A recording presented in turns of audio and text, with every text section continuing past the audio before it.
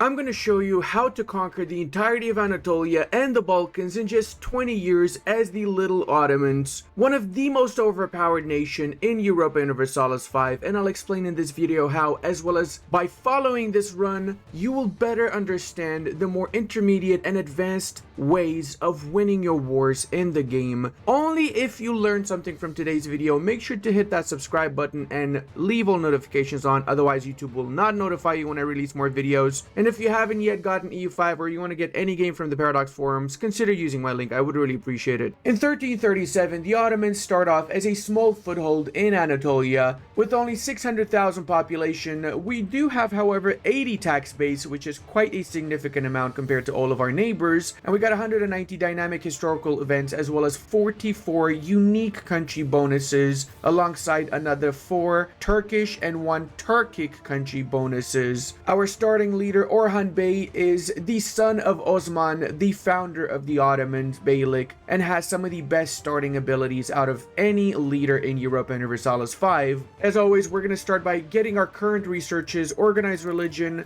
guilds, cost of purchasing food. Tolerance of the true people is actually going to come in massive handy early on for us, and this is unique because we are a Muslim nation. The rest of the advances we're going to queue up, but we might change them after we have Renaissance triggering. Another cool part about Muslims is that you get access to Islamic calligraphy, which gives you the option of investing in culture earlier than any other type of nation. Investing in culture would allow us to increase our prestige, as well as it allows us to get an extra artist, which will start creating works of art that provide different bonuses for our country. Possible rivals, we will go for the Byzantines first and foremost, as well as the Eretnids. We have 2 objectives in this campaign: unify Anatolia under our flag and crush the fledgling Byzantine Empire, the last remnants of the Romans, which will give us access to the Balkans and the rest of Europe. We've got some more laws we need to codify, including the Harem laws. A powerful harem will increase our crown power and allow females in cabinet. This is extremely powerful, as sometimes you might have female advisors such as Akgul that has really good ability, which otherwise you would not be able to hire if you did not give that particular legislation. Normally, to allow women to work in the cabinet, it would cost you an insane amount of legitimacy per individual character. So with one law having so many more characters available to work for us, it is an absolute no-brainer. Also, a lot of the harem members will be a part of the Ottoman crown, and remember, if you give cabinet seats to crown members, you increase your crown power. Second law we're codifying is the slavery conversion, so we make sure everybody becomes Sunni eventually, and the third law will be the jurisprudence, getting the extra trade efficiency that will allow us to get filthy rich, which will fuel our expansions. We also have 2 more government reforms we can enact. We start with the Anatolian beylik government reform, which gives an extra cabinet seat, and it is a free reform since it increases the maximum reforms. It also gives unjustified war on same religion, which means that if we go to our map mode, and yes, left click to pin your favorite maps at the bottom of the screen, and we go to the religious maps, then we see that pretty much everybody in the Middle East is our own religion, and we're gonna have an easier time to annex all of this Middle East and restore the caliphate. That would be the ultimate goal, right? That being said, majority of Anatolia at the start is actually Orthodox with some Miaphysites and Sunni Shias, even Tengris, because there's a lot of Mongolians and Turkomans in here. So it is a very multicultural as well as very multi-religious area of the world. Having a lot of Greek culture aside from the Turkish and everybody else means that we will have to eventually convert Greeks, as they are not an accepted culture. We also could accept them technically, but that would cost us 5.25 cultural capacity. We already have reached our cap by tolerating them. So what we're gonna do after we destroy the Byzantines, we're gonna make a Byzantine subject, in essence release a subject which is gonna be Greek, and improve relations with that subject, which will let us have better relations with the Greek culture. But until that point, we're gonna make use of other mechanics to very quickly convert everything to Turkish, starting with Anatolia. Going back to the government reforms, the first one we're going to enact is the Feudal Theocracy, that gives an extra 30% population conversion speed. Like we talked earlier, we need to convert a lot of pops, and this is going to be of great help. We do have all of our starting areas as core areas, process despite not having 50% Turkish in these lands. So what we're going to do is we're going to try and fix that by first off assimilating pops to Turkish, starting with the pops in our capital. Now we're going to have a second cabinet member doing the exact same thing in Kocaeli. These two starting provinces have the highest amount of population, especially after we grab the rest of Chalcedonia and such from the Byzantines. The third cabinet member we're going to assign to increase control, starting with control in the Hudavendigar capital province. So we're going to move our cabinet member around from province to province to increase control everywhere, because the more control you have, the more crown power, more levies, faster assimilation, conversion, promotion for our pops. In essence, control is the lifeline of your country. And I am going to be talking a little bit less in detail about the core mechanics of the game, because I've already made mechanics guides, which you'll find link in the description below. So you got value guide, estate guide, trade, army, everything you need to know about the game is in the description. We're primarily going to focus on how to make the Ottomans stronger, but don't worry, I'm still going to make sure that you understand everything that I'm doing that will help you have a better Ottoman game, of course. Now we also can study Islamic text, which will give us a little bit of a modifier and push us towards jurisprudence, which is one of our starting values. Unique to the Muslims, jurisprudence pushes us more towards getting efficiency of cabinet and more research progress speed, whilst mysticism makes our army stronger and allows us to convert population a little bit faster. So whichever path you go for, you're not going wrong. Both of them are actually really good, so it's your choice which one you need to go. If you need to convert a lot of pops, go mysticism. If you want to have more advances, better cabinet, go jurisprudence. Going back here, let's study those Islamic texts. The more ability the cabinet member has, the better, but of course remember to also prioritize crown individuals as your cabinet members, and by making them a head of cabinet, which will cost 5 legitimacy and 64 ducats at the start of the campaign, we get another bonus, namely 25% increased political power for the crown, since we have a crown head of cabinet. We also see that we're getting 8.33 from having a member of the crown as a cabinet member. We eventually get another 25% if all of our cabinet members are members of the crown. So we're going to assign exactly that. We're going to do crown estate characters as all 3 of the cabinet members. So we go back to our estates and we see that we have 8.3 times 3, which equals 25% again. This 15% will jump up because this needs to update every single month. So in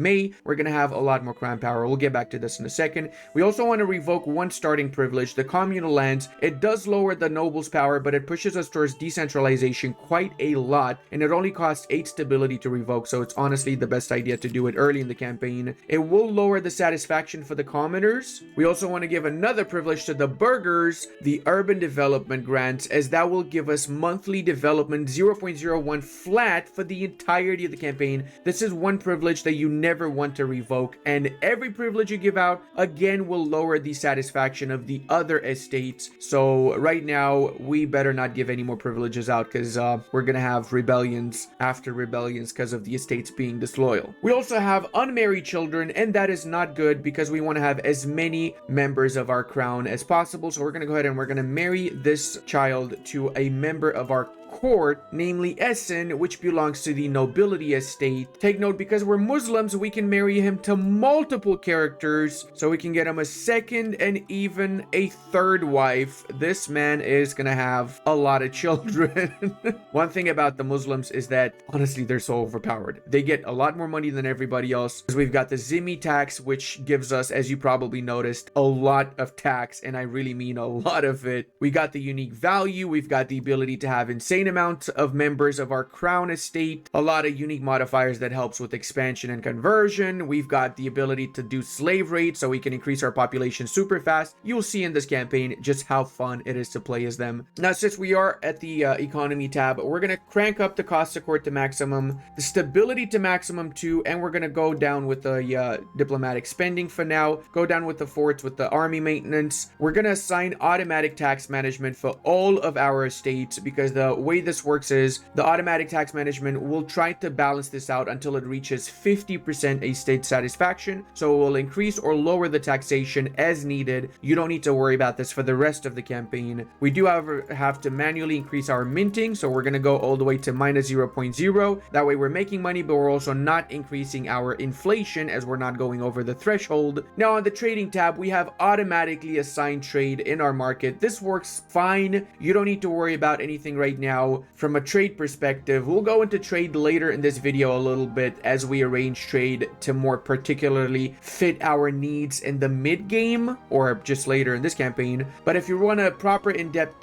video on trade, I've got you covered. Check the description. If it's not out yet, it should be out in a couple of days, or it's going to be unlisted, posted in the description. Make sure you watch the trade, and especially the estates video, very important, and the values one. Now, another thing that is important to do from day one on the production tab is to choose the employment system. For just 10 stability, we can start from day one with the most profitable first employment system. This means we're going to get pushed towards capital economy by 0.10, a value that is very difficult to get your movement towards. If we go back to values, right now we're pushing towards traditional economy, while we are actually pushing towards capital economy by 0.07 because we made that little employment system change. However, we have 80 traditional economy, so it will take a very long time before we even start getting even a little bit of capital economy. The monthly push towards a particular value is also the cap. So if we go to aristocracy, the 0.20 movement means we have 20.7 cap towards aristocracy. You can go over the cap from events, from parliament debates. The cap simply means that passively it will not push more than that particular amount. Kind of funny, as soon as I unpaused, one of my cabinet members just died.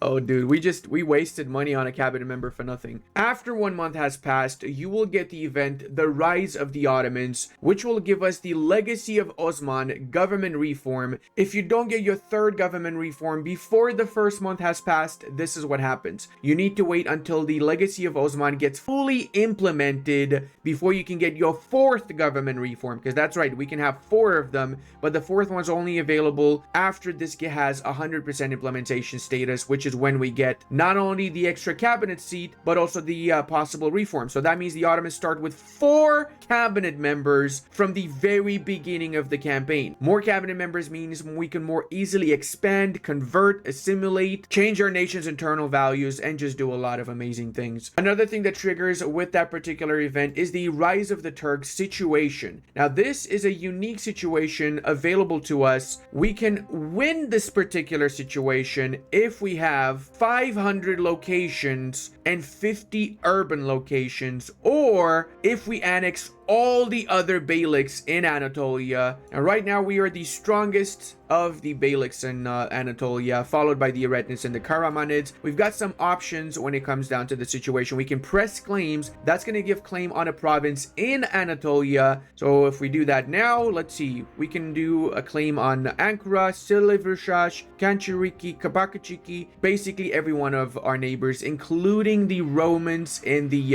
Kocheli province. Going back for a second, we also can do diplomatic protection. It costs 5 prestige, but you can say do that with Chandarids from day one. It does require we marry off a member of our royal court, and we all know we have a lot of them. We also from this can get a location, so we can choose which location we can get from them. Of course, before you do that, go to your population map mode and see which location has more population. That's the smartest choice. So I believe Bartin would be that particular location. And there you go. The response of the Chandarids is that they will in fact accept this. Our member of court marries one of the Chandarids members. We own that location in Bartin, which we asked, and we give a guarantee to the Chandarids. We increase relations, we increase trust, and we get a truce with them. This is especially good because this will allow us to diplomatically vassalize Chandarids a lot easier. Now, if we go to the diplomatic relations with the Chandarids, we could ask them to become our subjects. They have minus 22 chance of accepting. We can increase that very easily by improving improving relations with them, including by forming a defensive league or offering an alliance. Right now, they're not willing to give us the alliance, however, as that would require them to pay to maintain the relations because they've got too many relations already, and they also desire lands from us. So the defensive alliance might be the other better option here. We go back here, we see we have minus 16 chance instead of minus 22. So we're gonna work our way towards making them a diplomatic subject. Similarly, we're gonna be improving relations with the Karasids so that after they stop being a subject of the Germanids, we're gonna have an easier time diplomatically subjugating them too, and we'll do the same with a lot of the smaller beyliks at the coastline of Anatolia. Going back to the rise of the Turks, we can build a bay fortress, which will cost a little bit, seek relations with the Byzantines, and depending on the answer of the Byzantines, we may or may not get some decent bonuses. Invite neighboring beylik will give us a casus belli against that particular targeted nation, or we can create an uch bey, which is a unique type of subject of the Ottomans, and this particular type of subject is forced to use the primary culture of our nation. So we can create the subject in the Balkans, and they're going to be Turkish primary culture, which means they will be converting the Balkans and other parts of the world to Turkish for us. We don't need to do that work ourselves. There's a lot of unique events like the restoration of Iznik that allows us to get more development and prosperity in that particular location in exchange for a little bit of money. And there is an event that allows us to attack Ahis without issues. However, I'm worried that Ahis might get some alliance with Eretnits or Karamanids, which is something I would not be okay with. We also have the Persianate bureaucracy, which lets us either choose to make Greek our new court language, which we don't want to do, or just keep our current court language and get some legitimacy in exchange for that, which is a big W. 5 legitimacy is a lot of ducats early on. It does seem like the Germanids have decided to attack one of their neighbors already. I'm kind of worried they're going to do the same with Ahis. Normally we get an event to get a claim on Ahis, but because I don't want to have Ahis disappear before the event triggers, I'm just going to get the claim now, and they are allied to Hamidids. So we're going to co-belligerate Hamidids, and we're going to press our claim, declare the war, raise all our levies. It is time for the greater good of all Ottoman pops to unify Anatolia. A coin in our name gives another 5 legitimacy, and because we've given a leadership of the army to a member of our crown, we again get 25% crown power, pushing us up to 22% crown power right now. The event has triggered, and as such, Germanids have lost control over their subjects in Sarohanids and everybody else on the coastline, which means this is free real estate right now for us. We also can create the madrasa building in Bursa. Why not? That is the historical option anyway. The Legacy of Osman has 100% implementation, which means we can now get our 4th government reform. Normally, I would go for autocracy, but considering we want to have a lot of diplomatic subjects, we're going to go for diplomatic reputation, which also will give us more Diplo reputation, which in turn means we're going to have an easier time dealing with antagonism because we will be expanding a lot. Also, we've got our 4th cabinet member now since we've got 100% implementation of the Legacy of Osmanoglu. We can assign our heir Osmanoglu Sultanid himself as our 4th cabinet member, and he will be busy converting the population to Sunnism. That's right, we're going to convert our capital province first, and we're going to change around our increased control cabinet member to Bolu now. We're basically moving them from one province to another to get more and more control. And there you go, have a cabinet member of all 3 categories of the same at the same time. I love getting all these achievements. This actually is a really good event. If we go for the historical option, and the little book here does mean it's the historical option the Ottomans would have gone for, we get centralization push by 0.2 as well as innovative push by 0.2. Both of these 2 values are absolutely crucial. So now we have 0.13 decentralization push.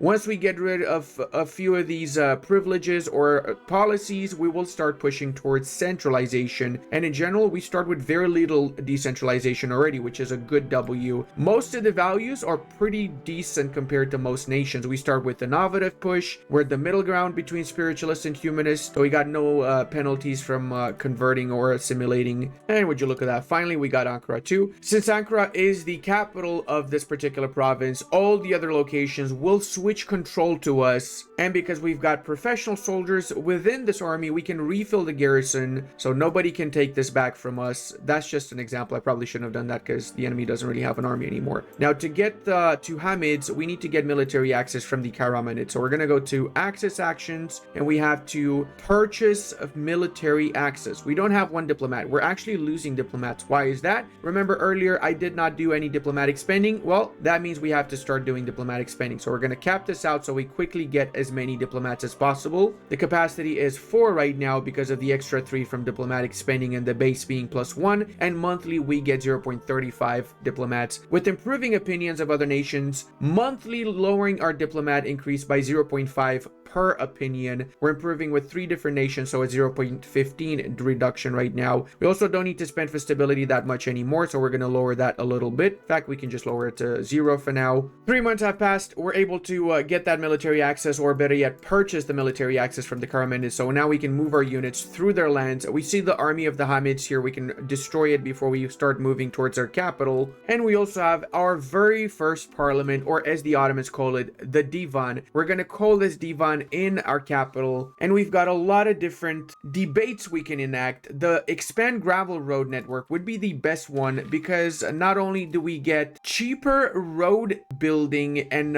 faster road building whilst this is being enacted, but if we pass this particular debate, we get another 10% push towards centralization, lowering our current 18 decentralization to 8 decentralization. With the parliament, we can also change some legislation. We can get some casus bellis as well. Take note, it doesn't matter what percentage you have when it comes to passing and failing. If it's above 50% or it's a green outline, you will pass the debate. If it's below 50, so it's 49%, 1%, or it's red outline, it will fail. And we can increase the parliament support by going for different agendas, or we can also get it increased from events that could happen during the parliament being in session. There is actually one law I like to change. The distribution of power is set to traditional. I want to go from traditional to favoring the ruler. The reason for that is because favor the ruler will give us an extra 20% crown power and allow us to tax our estates 5% more. So once this particular legislation is fully implemented, because much like reforms and everything else in this game, it's not instant. It takes a while for the implementation to finish. Once that's done, this is going to be significantly better. It will push us to above 25 power for the crown estate, which means we're going to get bonuses rather than malices from the crown power distribution. Time to do the first piece with the Hamids. We've got a couple options. We could technically make them a vassal, but because this is a claim on province casus belli, it's cheaper for us to just conquer the provinces. We only get 16 antagonism, which is basically nothing. So we're going to go ahead and do exactly that. And as for Ahis, exactly the same situation. It is a conquest CB, so it's very little antagonism to conquer all of Ahis. That way we have grown in size considerably from just one initial war. Now let's go ahead and get the traditional distribution, and we also can do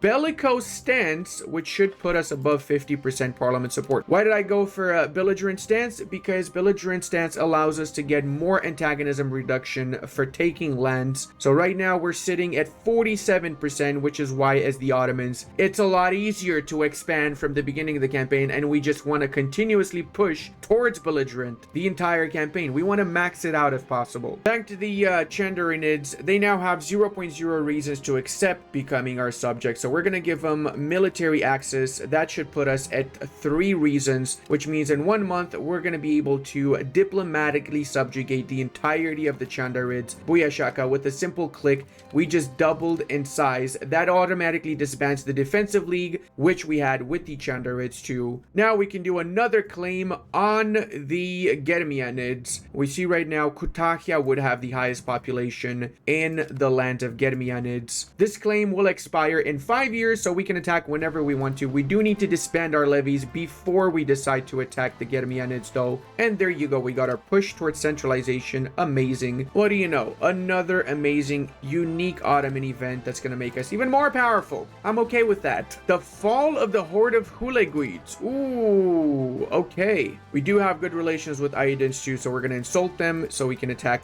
both of the nations without having to worry about the losing stability. There we go. We set up our claim on province. It is time for the greatest Anatolian war in the past 5 seconds. That's right. We got a lot of wars in Anatolia, and we also increased the amount of levies we can field to 5,000, literally doubled our levy size. Plus, our subject Chandarids will also help us out in the war. So if we go to diplomacy, manage subjects, we can assign them to supportive, which means they will likely merge with our armies to fight against our enemies. The fact there's also no fortifications at the start of the campaign anymore makes it so easy. And that's also why you want to expand super fast in Anatolia, because if you wait, two things will happen. The Black Death's going to arrive in 1346 and our population is going to be half the size, which means we're going to get less levies and struggle more with expansion. And the second thing that's going to happen is Eretna and Karamanids will take over all the adjacent nations, so it's going to be slightly more difficult for us to expand. So early expansion is vital as the Ottomans, or as any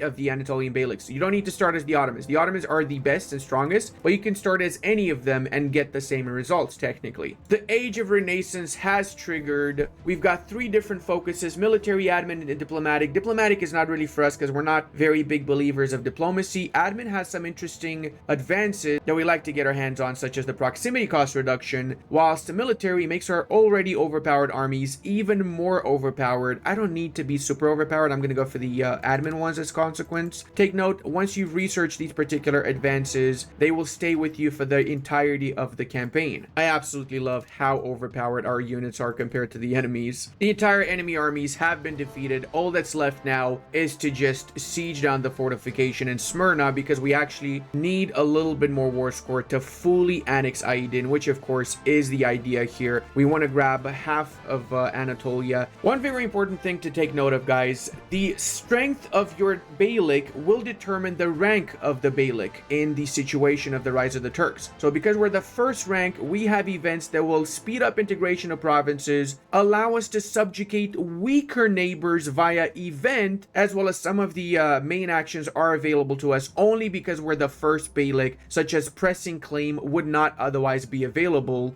Let's also try and go for seeking relations with the Byzantines. It will cost us 10 legitimacy, so keep that in mind. The best option here is if they recognize us as the sovereign of Anatolia, we get an integration bonus, which means we're going to integrate provinces significantly faster. And there you go, they did accept. Usually the Byzantines are scared shitless of us, so they almost always accept, especially since they lost wars to the Bulgarians and the Serbians as they lost provinces. And this is one of the events I was talking about. The integration of Hamid is available because we're the #1 beylik in the Rise of the Turks situation. It will give us 20% integration on all the Hamid provinces and push us towards communalism. Obviously go for that option. Now if we were to say start integrating the Hamid areas so we can go from assimilation to integration in Hamid, we already have 20% progress in the entirety of the Hamid province. There you go. With Smyrna captured, we now can do our peace deal. So it's going to be a full annexation for Aydyns. Thank you for the money as well. Very kind of you, Aydyns. Did I just see that they had this island and I didn't take it? Oh god. Aydyns are still around, guys. I literally realized that they have this the second that I clicked the button. Oh god. Well, looks like we're going to have to fight the Aydyns again in that case. Same here, full annexation for the Germanids. And look at the coalition. It's only Epirus, Negropont, and Byzantium in the coalition. So literally nobody important. And now that we've grown in strength significantly, we can raise 9,000 levies, as well as we're much closer to Diplo vassalizing without even the events our neighbors. So for the Saruhanids, in a couple of months, we should have the relations to actually Diplo vassalize them. Speaking of though, this is the event. Look at that. Again, because we are first beylik in Anatolia, we can propose that they become our subject. And they have decided, yes, Teke is officially our subject without us even having to fight them for it. Teke is a Turkish Sunni nation, so there's nothing we need to do except wait for them to convert everybody here to Turkish and to Sunni, and then after we can integrate them. Mentashids is also insanely close to becoming our vassal diplomatically. We've basically already won. Integration of Smyrna, another 20 20% integration progress in Smyrna. This is so broken. The Ottomans are just crazy overpowered, guys. So after giving military access and guaranteeing mentorships, we've got enough relations now to make them our vassal diplomatically. That is 270,000 population we just got without having to go to war for. And it looks like the Mamelukes would also like to get a royal marriage with us. That can pave the way towards an actual alliance with the Mamelukes. We can use them to not only consolidate Anatolia, but also get a hold of the Balkans before we backstab them and attack them after. Let's see if offering diplomatic protection to Saruhanids is going to be enough to convince them to become our subject diplomatically. They love diplomacy. Good. I love diplomacy too. Yep, that's right, baby. We got +1 chance of accepting becoming our subject. So after 1 month, we're now able to get them as our 4th diplomatic subject. This is amazing. Again, disables the defense league as consequence. But look at that. We got almost all the Western Anatolian parts without even stressing. We've barely done anything and we got all of Western Anatolia. More integration of Smyrna. I will take that. Thank you. Our second parliament is up, so we can go for increasing ties with our neighbors. That will give us 5 more diplomats if we pass this particular debate. But more importantly, whilst it's active, we get +2 Diplo reputation. So for the +2 Diplo reputation, again, it makes it even easier for us to get Diplo vassals. So I was going to attack the Byzantines, but considering that the Karamanids are going to have a border with the Mamelukes, I think we might need to change that. I think I'm going to get my claim on the Karamanids. Now, it will cost us 40 stability because we have military access with the Karamanids. So before we even attack them, we got to go back to Axis and we have to end the military access with them. And there you go. We got 5 diplomats. That's actually pretty huge. Let's start the war against Karamanids. Buyashnakidons. They're allied to Aydyns actually, so we can get rid of what's left of Aydyns. That's beautiful. That's why we raised the naval levies, not just the military levies. We got 21 ships, which is more than Aydyns. We're going to wait a little bit before, though. We want to focus on Karamanids first. I got this really bad feeling that the Mamluks might attack any moment. Look at that. They fully annexed Cilicia. They always do this, I swear. They annex Cilicia and they instantly attack Karaman. We don't want them to get anything from Karaman. There's also a chance we get a free casus belli on the Byzantines if they choose... There you go. They did choose death. We got insulted CB in them. It's not the best CB though, because we're not going to be able to grab too much land. But considering right now they're literally dying to the Kingdom of Serbia, I'm not sure they're going to have much land by the time we end up in the Balkans. The Black Death has spread to our country. It's Jover. We're going to die. Everyone's going to be dead now. Originating in the Golden Horde, the Black Death is a direct result of people not washing their butts, in case you're wondering. We can fight this easily by segregating the infected. That gives 15% disease resistance. That's the only thing you want to do, as well as move court into hiding so you lose less people from your actual characters. Very important though, never go for mass forgiveness. You get stability, but it will lower your disease resistance by 10%, so that means a lot more people will die. We could, however, find culprit, which might give us even more bonuses, depending if we do find some culprits. The more the disease spreads around our lands, the more pops we have that will pass away. 100,000 already have passed. How diseases work is actually very simple. If you go to the disease tab, you see if we hover over our location what the disease resistance is. So this location has 61% disease resistance, which means that the 49% of people that don't have any or 39% that don't have any resistance to this disease will likely not survive. Well, a percentage of them will not survive. Also, for the bubonic plague, if there's more than 20% disease presence in that location, we also get all these horrible modifiers until the disease goes below 20 presence. All right, we've also decided it's time to land in Aydynia, or whatever this is called, and we also can revoke all the cores that they have. Does it make a difference revoking the cores or not? It doesn't, but I just like doing it. There's not much else I can do anyway, so might as well. Look at that. We're annexing the entirety of Karamanids, and there's barely any aggressive expansion, since again we're using the claim on province CB, the most overpowered CB right now. Merchant influence grows in Anatolia. We gain the trunk road to Erzurum that increases our estate satisfaction with the burghers by 10% too. That is amazing. Look at that. Look how beautiful we are. We're down to 0 control in most of Anatolia. That's pretty bad. Which begs the question, Ludi, why don't you just vassalize all of these nations? Not yet. There's a plan. Hold on a second. Since we also got access to silver provinces and the southern tip here of the Karamands, we've got a new policy we can enact, and I think I'm going to go for the income from minting, as I like to make a little bit more money off of that, seeing as we've got a bit of an opportunity here. We can attack the Byzantine Empire. Take note, every time you occupy provinces of a non-Muslim nation, you will be taking slaves. These pops automatically will be transferred to your locations, and it is by far one of the best way to get filthy rich and grow your population in the game. One thing to note about slaves is that they can only be transferred to cities and towns. You cannot have your slaves go to your other rural locations, so keep that in mind. Jesus, the Bulgarians have literally cucked me, man.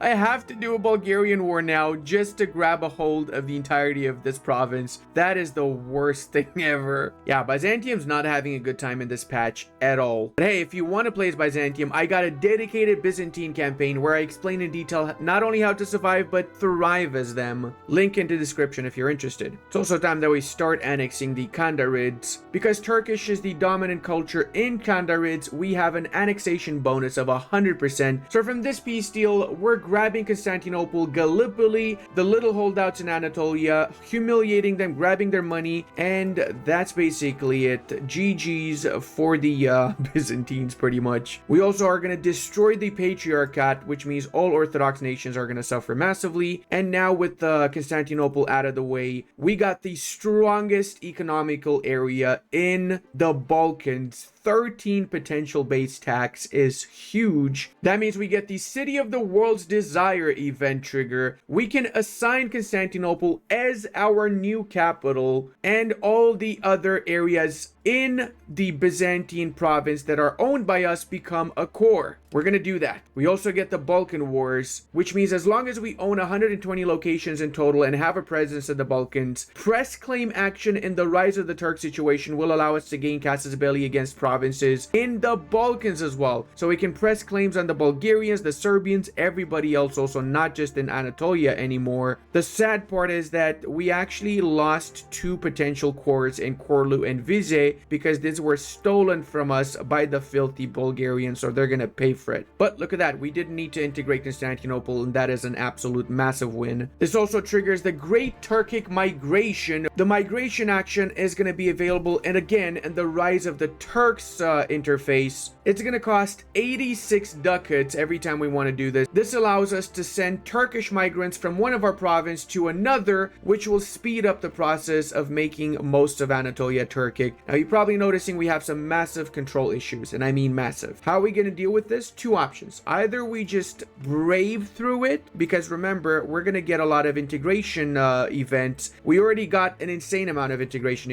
events, so within just 20 years since the start of the campaign, not even, we already have about 50% integration progress in most of these areas. So if we just brave this out for another 30 years, we will have everything integrated, and we're going to be able to get control up and everything. Alternatively, we can just make custom nation subjects, or we can release historical subjects. If we are to release historical subjects, they will have predetermined culture and religion, so we of course want to release the Turkic Sunni ones. If we make custom nations, what's going to happen is they will take the majority culture and religion of whatever province they get spawned in. There's a third option. We can create the Uchbey, which is a unique subject for the Turks that have the primary culture as the overlord. So we can use the Uchbey to convert everyone to Turkish, like I said earlier. However, to do these type of subjects, the province must also have manpower producing buildings, which right now no provinces have pretty much. So to produce Uchbey, we would have to wait a little bit longer before we're able to. The Uchbey is usually good when expanding into Europe and other parts, not necessarily as great for the beyliks in Anatolia. So for the Anatolian parts, it's preferred to just have the historical subjects. I'm a little bit torn. Last time I did the campaign, I just had all the subjects released, and it was pretty quick. But I kind of also want to test to see if my theory of integrating is better, because integrating is going to be a pain economically right now, but we don't need to wait for the annexation of the subjects, so we end up making use of these provinces faster than we would if we were to wait for the annexations to finish. much. But if you are trying to follow along, it's your choice. I do recommend you go for subjects first in your first playthrough, just so you don't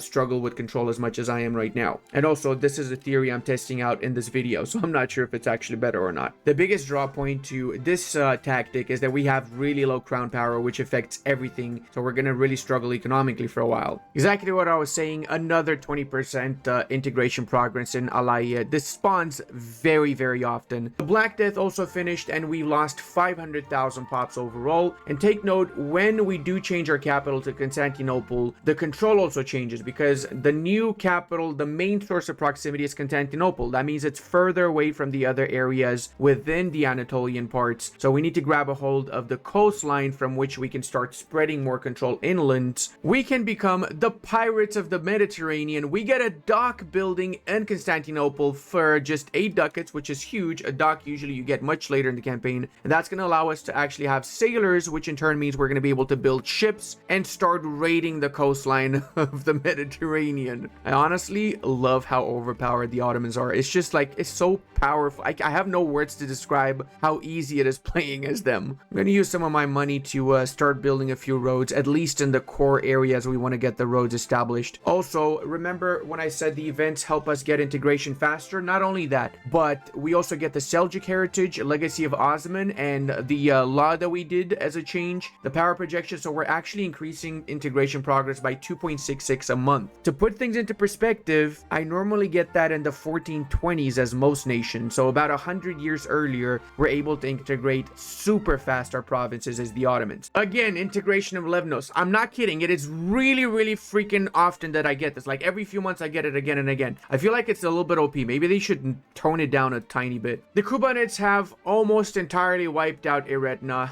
Eretna is literally just this little location here now, so we're gonna have to punish them for being such aggressive Schnitzeldorfs. Clearly that's what we're doing. We're not taking advantage and just attacking because we want to grab their lands. World's fastest war has finished. It's gonna be a full annexation, of course, for all of these bastards. I'm not gonna do anything with the Artu kids because I don't care about them too much. And after this war, I feel like we are pretty much set in Anatolia, aren't we? We've got access to Trebizond now. We've got access to Bafra, which we're going to attack in a few moments. And we've got access to Karamanids. How close are we to making the Karamanids our subjects? -16. We're so freaking close. It's crazy. Now, seeing as this area is in fact predominantly Turkish and predominantly Sunni, it is a smart idea to just make a couple of subjects here. In fact, I'm going to release the Kubanids again and the Tassitids again. So we've annexed them just to release them once more. I'm also going to make a custom subject in this particular location because I'm not sure what nation I'm supposed to be releasing from there. This nation, however, is going to be Armenian Miaphysite, so that's a problem. 74 Turkish people flock with each month from Konya to Byzantium for 120 months, and we get cultural intermixing, which increases assimilation speed plus 50, which is wild. That means we're gonna assimilate everybody in Byzantium super freaking fast. 50 is crazy. I didn't know it's that freaking massive. Cultural intermixing 50 plus the base value of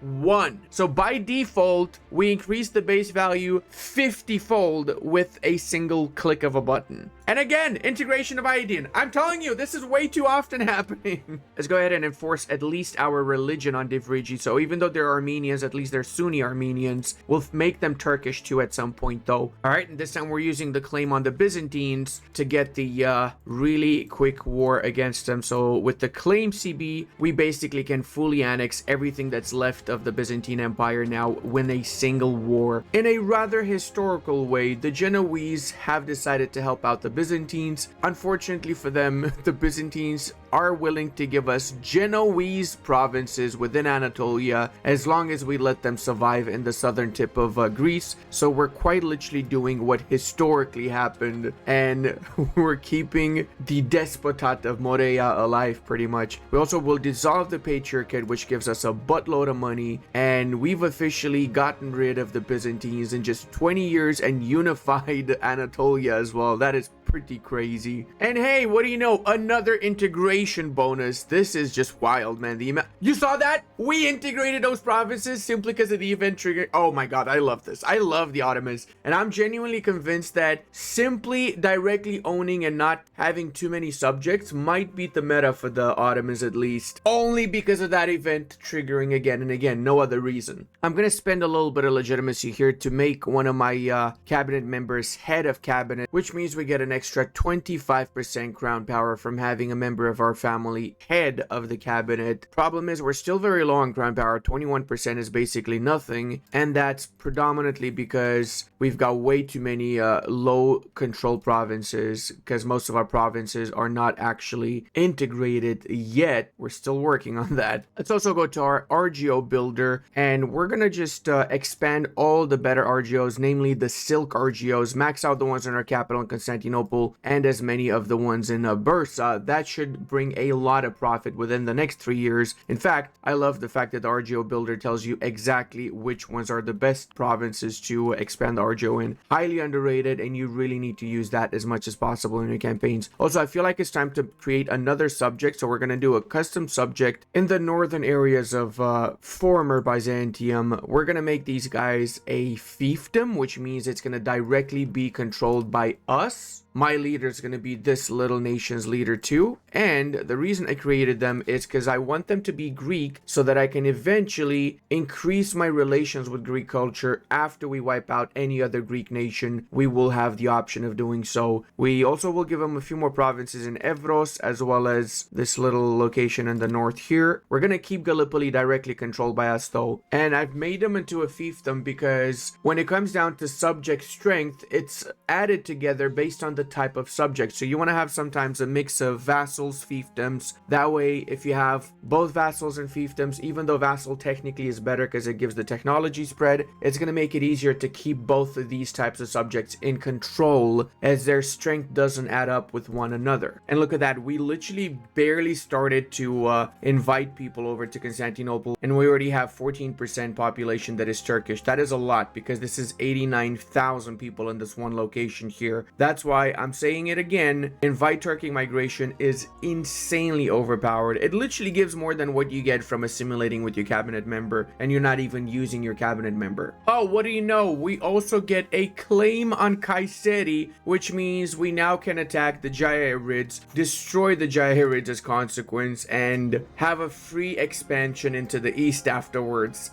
As if we didn't have enough overpowered events, we got another one. Speaking of overpowered events, oh man, I love this. The cool part is they also have a retina as a subject, so we're basically taking out 2 stones with 1 bird. Honestly, the main downside to not having a lot of subjects is the fact that you will have significantly less Turkish pop. So we're not converting our areas to Turkish as fast as we would if we just released or kept all the other subjects like Aydıns and Karamanids here. This would probably be predominantly Turkish already by this point if we let them survive for a little bit longer. Also, check it out. Our subject has become the leader of the Greek culture. Why did that happen? Even though Byzantium still exists in the southern tip of Greece, it's because they're bigger than Byzantium from a cultural perspective. What that means is that they've got more Greek pops in their country than the Byzantines have in theirs, because they got 49,000 pops, whilst the Greeks have 32,000 pops, which is the second biggest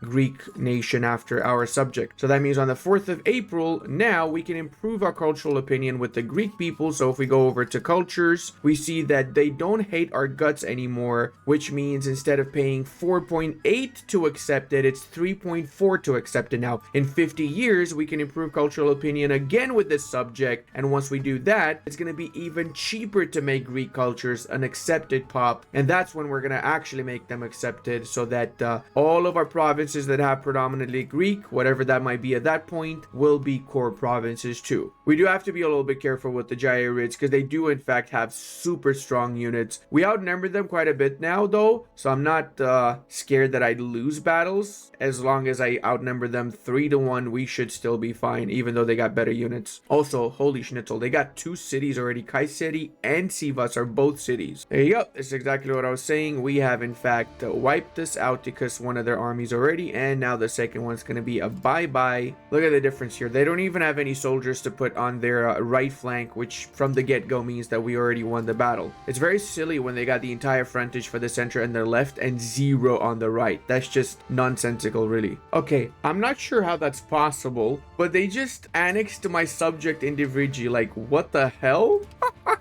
Okay. Sure, why not just go ahead and annex my subject without me allowing it to happen, you sons of schnitzels? Bro, unbelievable, these goddamn hordes. I have enough of them. I'm tired of these hordes. Oh, look at that. We actually can take everything we want from them in this war. And antagonism, there's barely any. Like, literally, there's barely any from doing this. I would like to grab a couple more provinces before we do the peace deal, though. All right, now we got enough war score, I believe. So I'm thinking to grab about ye much. This should be fine, and we can maybe make another subject in Harput afterwards, which we can use to buffer the area between us and the rest of the hordes that will remain in this area. This is, after all, a lot of mountains, which means that it's going to be very hard to get control at this stage in the campaign anyway in that area, so we might as well make a subject. Let's see what the major culture is here. It probably is Armenian, isn't it? It's a mix of everything, actually, but mostly Armenian, some Sunnis. I might be able to release something here that at least would be a Sunni religion, if not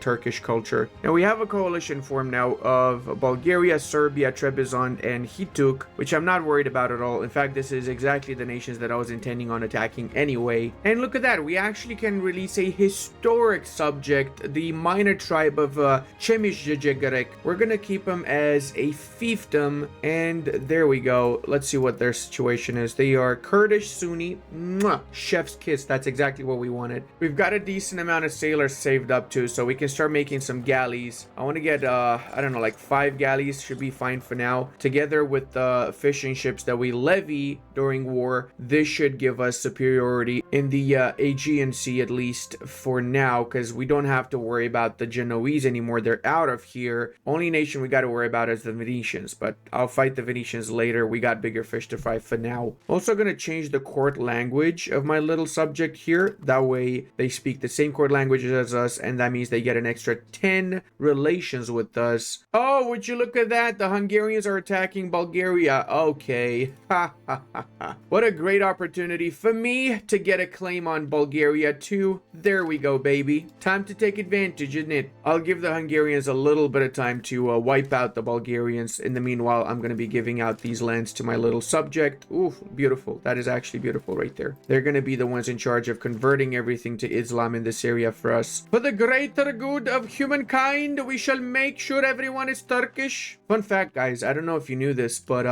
it's a proven fact. I'm not just making this shit up, that everybody's descended from Turks. Everyone. Oh, you're blue-eyed, blonde Swedish person? Yeah, you're Turkish actually at origins. Now, since this is only Christian nations we're fighting in this war, we're gonna get insanely rich off of the slaves we're gonna grab from all of their provinces. I mean, just look at this. Look at this. This is crazy, the amount of pops we're increasing right now. Brother, 1,700 from just occupying a province is wild. We're literally depopulating the Balkans and bringing everybody over to Anatolia right now. My favorite part personally is occupying all of Bulgaria, moving away so they unoccupy it, then I go back to occupy it, because every time I reoccupy it, I get more and more of their pops as slaves in my country. So I've massively depopulated Bulgaria already. They're down to 714,000. They had like 735 or something like that earlier, so we are literally depopulated. The more we stay in this war and we occupy and reoccupy and occupy again, the less population they have. So I feel like this really needs to be nerfed. Like, actually, it should be a timer after you got slaves. You shouldn't be able to get it again in the same war, at least, in my opinion. Because, I mean, look at this. This is just crazy, man. Hey, we've annexed the Chandarids. Yay! More core areas. Oh, I love this so much. Look how beautiful we are. Now we can start annexing the small guys, maybe. Oh, actually, let's see. Did Teke convert everything to Turkish yet? No. I guess we can wait a little bit more before we annex Teke. I'm actually curious also to see how many pops the Bulgarians have left now. So they were 700 something. Now they're 693. We just took like another 20,000-30,000 pops. That is crazy, man. That is actually crazy. I'm just gonna stop. I'm gonna peace them out because this is way too broke. That seems to be exactly 100%. And again, 77 antagonism. Like, dude, this is wild. This is actually wild. And also, not counting the areas we took directly for ourselves, the Bulgarians are down to 677,000, right? So after 1 month passes, that's 629 because it refreshes after 1 month. So the reality is that we took 50,000 slaves in like a couple of months, and another 50,000 pops directly when we took this. Also, check it out, 30 years, we literally have the entirety of Anatolia and the Balkans of the Byzantines, and we got 1,000 ducats, bro. Oh my god. All right, let's start making use of those ducats. We're gonna build first off a chancery because we don't have one in our capital, and a market warehouse we need as well. We actually need 3, but for now 1 should be enough. We're also gonna spam a few more marketplaces so we can actually make more money. In fact, in our capital we got no marketplaces right now, so we really need to spam marketplaces like crazy. Not gonna spam too many instantly though, because I also want to build a couple of roads around. We don't really have many roads either for that matter, so at least we want to connect the coastlines with roads, if nothing else. That should improve our control situation massively now. And look at that, almost 100% Turks everywhere. Let's go ahead and annex them. Teke, you made me proud. You are the most Turkish of Turkish beyliks.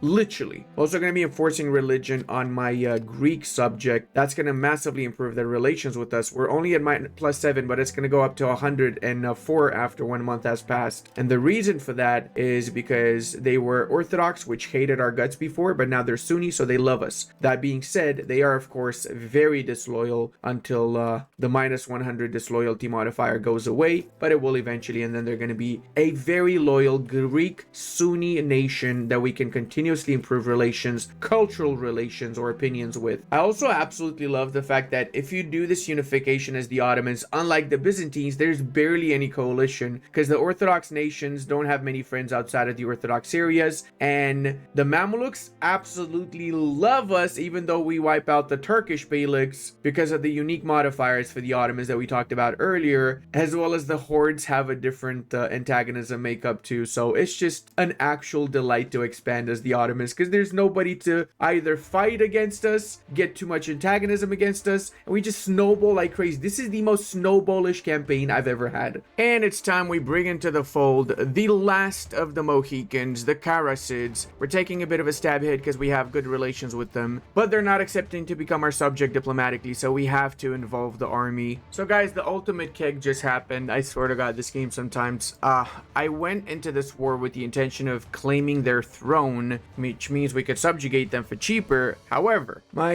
leader died.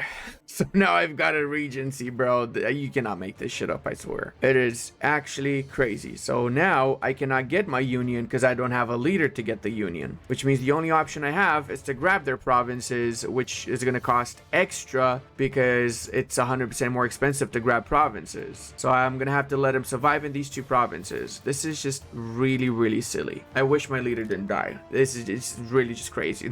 I've got no words to describe this game sometimes. Seeing as I like the nice borders I've created in the Balkans, I'm going to create more nice borders by releasing in Thessaly a custom subject to. We cannot do a fiefdom because, you guessed it, we don't have a leader right now, and we're going to give them the rest of the northern provinces in Upper Macedonia as well as Central Macedonia. We're keeping this little area because there's a city in here, and remember that integrating subjects that have cities is a lot more expensive. Plus, we've got the gold mine and the gem mine here. So we really want to hold on direct control over this area. So we're going to have to also integrate this as soon as possible. Same like the other subject though, we will enforce religion on the Beylik of Thessaly. Also, the good part about this particular event is that we basically almost reached 100 communalism from it triggering so many times. I'm also kind of worried right now that Cyprus might get an alliance with the Sicilians because they got a royal marriage with them. So I feel like Cyprus should be my next target just to make sure. And that, as you would imagine, means we need more galleys because Cyprus might have a decent fleet. Actually, I'm curious. Do they have any fleet right now? No, never mind. They don't have any fleet. We still need the galleys though just to increase our maritime presence. So we're going to go ahead and start doing that right now. We're going to assign our ships to patrol the sea, at least in our core areas. Then when we get more ships, we're going to assign to the rest of the coastlines of Anatolia. In general, maritime presence is one of the most important things in the game, especially if you're a big sea seafaring nation. I know it doesn't look like it, but we're surrounded by seas, so we are going to be going full naval in this campaign. We're currently a little bit towards land, so we want to change that. We are drifting towards naval by 0.08 currently because of the noble navies and the navy maintenance, but we had quite a little bit of land from before, so it takes a while to drift properly. Oh, we got a new bay. Let's go, baby. We've also annexed another beylik, so now we've got the Saruhanids that we got to deal with next. We need to bring up their relations to 150 before we annex them. That being said, just take a good look at the amount of provinces we already have integrated in the Anatolia. Is literally more than half, and if you count the fact that there's a lot of 20%, 40, 60, 80% progress in the other areas that are not yet fully integrated, it's just wild to think how quickly the Ottomans can expand. Also, Kuza 100 communalism. Check it out. We already got one freaking 100 communalism. So revoking privileges already is 50% cheaper now. 80 stability to revoke the Ghazi lords, guys. Despite the base cost being 178 from the nobility having 44% power. That is just crazy. That is actually crazy. Bro, like seriously, this event really needs to trigger less. Like it's crazy how much it triggers. Did I say crazy enough times, guys? I don't think I said it enough times. I need to say it a few more times. Now the game is just yanking my chain. It's really yanking my chain. It's doing it intentionally. I'm telling you, it's doing it intentionally at this point. Holy mother of God, look how fast we're integrating Saruhanids. It's literally 4.06 per month in 1380s, dude. Come on, just come on. All right, we're also going to be getting some more claims on Burgas because it's time that we attack the Bulgarians again, and they've again allied everybody around us. Hold on a second. Trebizond. Where the hell is Trebizond? Like, actually, where is Trebizond? I don't even know where they exist anymore. What? All right, well, we will find out where they are, I guess. Oh, and look at that. We can have 63 ships now, which is a pretty big improvement. Oh, I did find Trebizond. They're right over here, man. That's such a small little location. Is that Pontic majority? It is. Almost everyone's Pontic there. Wow. Now, just for reference, the Bulgarians start with 676,000 people. Okay, let's see what they finish this war with. I'm going to also disable the pop-up window because this just pops up way too much. I really don't need to know every 5 seconds that I'm getting more slobs. Dude, it literally just happened a second ago. What the hell is this, man? Okay, I'm gonna make a ticket. I'm sorry, guys. I know you guys love the Ottomans, but I feel like this is way too overpowered. Like, the integration event spawns like crazy, dude. It's not normal. I feel like Paradox really needs to nerf this. Also, for those of you that are wondering, I'm intentionally avoiding the Bulgarian army just so I can let them unsiege down the provinces I siege, so I can re-siege them again just to get as many pops as possible. Hey, we've annexed Saruhanids. Let's go. So Bulgarians just pieced out my subject here. I don't think I like that very much. Yep, look at that. They're down to 642,000 people. I've snatched up an insane amount of people, but now it's time to do the peace deal because I'm able to, so might as well. We're grabbing all these lands, so we're going to make some more subjects in here. A little bit of antagonism, but it's not as much as I would have expected it to be. And we still have Burgas, which we can get, again, claims on to continue to do the exact same thing, attack and take for cheap the rest of Bulgaria and Serbia. So one more war, we should have the entirety of Bulgaria and Serbia too. Now it's time to create the famous subject of Plovdiv, historical nation, by the way. All of these are historical nations, actually. True. There we go. We're going to make them 3 provinces strong. I'm a little bit torn. Maybe I just want to keep them. No, we'll give them 3. We'll keep them 3 provinces. And then we can make another one in Serbia. The vassal of Vardar. You got to put the emphasis on the R when you mention Vardar. Oh, look how beautiful this is. Proper border Balkan style. Pretty sure that you got a better understanding after watching this video of how to play as the Ottomans, what to focus on, what not to focus on. And if you do, then make sure to hit that subscribe button and leave all notifications on. Otherwise, YouTube is not going to tell you when I release my next video. And if you haven't yet gotten E5 for yourself, or you want to buy any game from the Paradox forums, use my code. I get a commission and you get a Steam key afterwards. I really would appreciate it very much. I'm not planning to do a second part for this campaign, but if you guys really want me to continue this one, because I kind of really enjoy it, to be fair too, if we get 7,000 likes, I will do a second part. It's a little bit of a high like goal, I know, but I'm only doing this because I've got a lot of other videos I want to pump out too, which will help you begin your campaigns as other nations. But I also don't mind maybe turning this into a full 1337, 1836 if there's support for it. Let me know. Love y'all, and I'll see you in the next one.